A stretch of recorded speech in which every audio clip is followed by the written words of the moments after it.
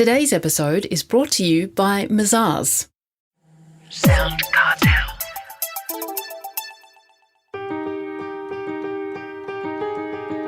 From SoundCartel, I'm Nicole Goodman, and this is Business Essentials Daily.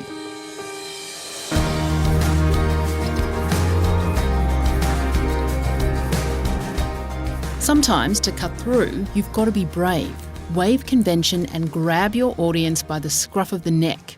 Not literally, of course, but enough to intrigue them into action.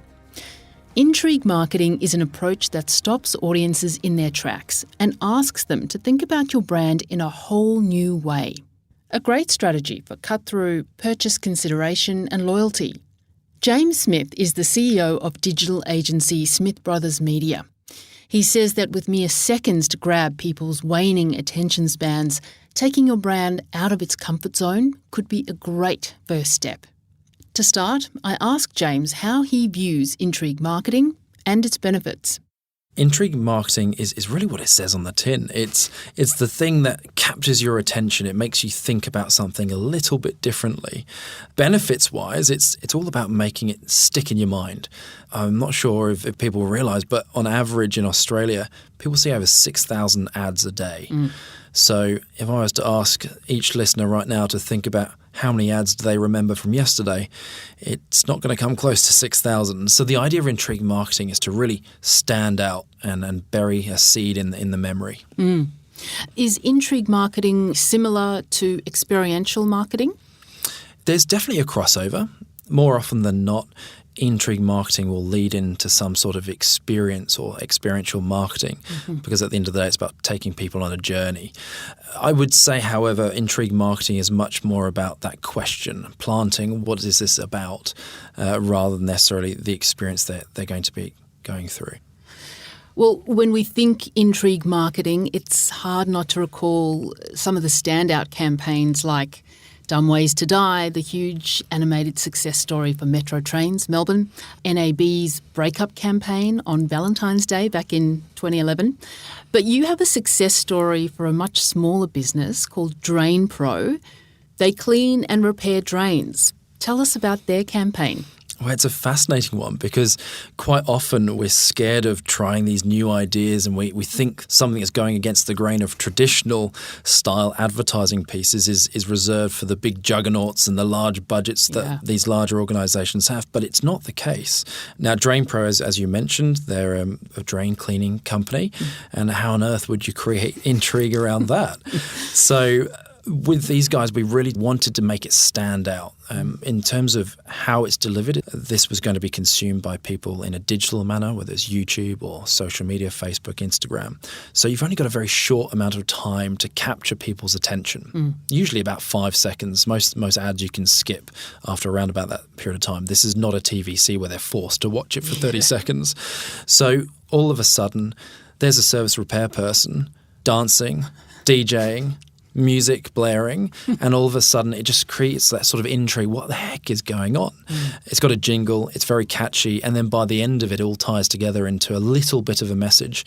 But 90% of it is not actually about the message. It's about creating something that's entertaining, something that is going to stick in the memory of the viewer. And that's what's made it so compelling to continue watching it.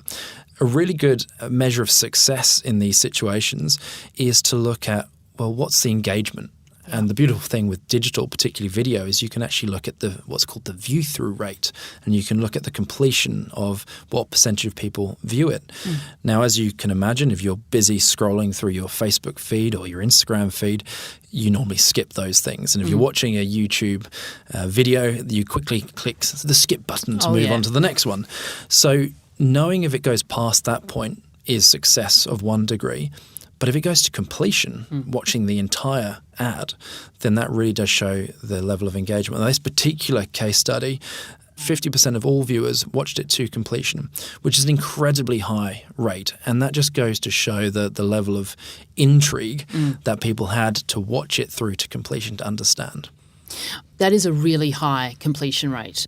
I think it's really important, the idea of taking traditional brands that might be seen as boring or staid or not exciting and putting them in a space where people are jarred and get to think of them completely differently.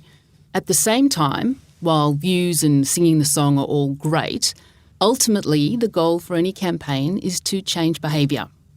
The danger with intrigue marketing is that the campaigns are all sizzle and no sausage. What do you think about that? It's a very good point, and it's a very difficult one. It's a fine balance. I mean, it's easy to, put up a cute, cuddly cat video and people are going to watch it. They're going to be intrigued, but does it really sell something? Does it say a message? Don't knock cat videos, Oh, James. don't worry. Don't worry. Highest viewed videos on the internet apart from a certain other category. But I think that it's a challenging one for marketers to really come up with.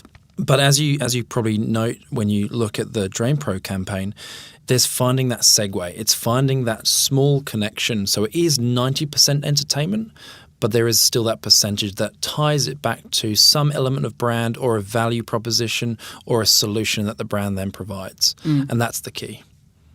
So, James, from a small to medium business perspective, what are some tips to help them think outside the square and get customers thinking differently about the brands that they think they know? First of all, you've got 5 seconds. Use it. If you've only got 5 seconds and you need to stand out, that means you need to be different. Don't be afraid of trying new things. Go against the grain. Do something big, loud and proud. Go wacky, have fun, and see what happens. And I think that's quite often the case with intrigue marketing is we're too afraid to try something different. And I would encourage everyone and all the listeners to next time get out there and be creative and try something. The worst that can happen is it doesn't work. That was James Smith, CEO at Smith Brothers Media.